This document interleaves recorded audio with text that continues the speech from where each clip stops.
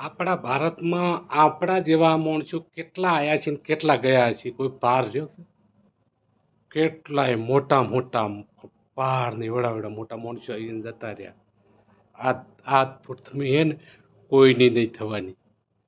કોઈ એના આપે બધા એના છે, એ આપણી નથી. એટલે ધ્યાન રાખવાની. અને દરેક માણસને અત્યારે ભગવાન માટે ઓયથી ઓમ ભમ્યો છો, પણ માણસ જે ભગવાન રીતે તમારે સામે જે ચહેરો છે એનું અપમાન કરો અને એનું સન્માન ન કરી શકતા હોય એટલે ઘડી આપણે કોઈ દાડો માણસ કહેવાના લાયક નથી. એટલે દરેક માણસને ધ્યાન રાખવું જોઈએ કે આપણે મોઢું શેના માટે ખાવા આલ્યું છે, નાક શેના માટે સૂંઘવા આલ્યા છે, ઓંખ શેના માટે જોવા આલી છે, કાન શેના માટે સાંભળવા આલી છે. આ વસ્તુ બધી આપણના શરીરના જરૂરી માટે આપી છે. તો આપણે જો મોઢે ખાવા ન ખા તો આપણે ભૂખ ન ભાગીએ તો આપણને જે ભાવે એ જ ખાશે ને. જો નાકે જો આપણને ગંધ ખરાબ આવે તો આપણે એ બંધ કરતો હતો કે ના ગંધ બરાબર આ સારી ગંધ નથી. આંખે આપણને જો વાયરો ફાયરો હોય ને કોઈ કચરો ભરાય એમાં તો બંધ કરતો હતો કે આ સારી વસ્તુ નથી. તો કાન પણ એમ છે, કાનની અંદર વસ્તુ એવી કોઈ આપણને ધારો કે ગાળ બોલી કે કોઈ ખરાબ માણસ બોલવાવાળો હોય, અમુક જે હોય છે કોળીએ મોઢું ખોલેલું હોય ને એવા હોય બોલતા હોય છે.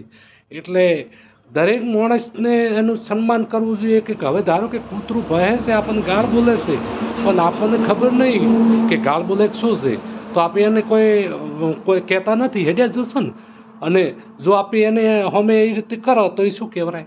આપણે એના કૂતરા જેવા જ કહેવાય ને.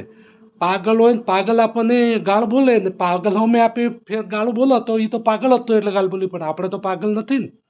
એટલે દરેક માણસને આવું રીતે વિજ્ઞાની બનવું જોઈએ અને આના અંધવિશ્વાસ પાખંડવાદમાંથી બહાર નીકળીને માણસનું સન્માન કરવું જોઈએ. ભાઈચારો જરૂરી છે અને આના કુરિવાજોમાંથી બહાર નીકળવું જોઈએ. કેમ કે ખરાબ તમને ધારો કે મને કોઈ ગાળ ખરાબ બોલી, મારા કોણ છે, મારે ઓભળ્યું મરજી આવે તો ઓભળું નકે ના ઓભળું. તો દરેક માણસને એવી રીતે રાખવું જોઈએ.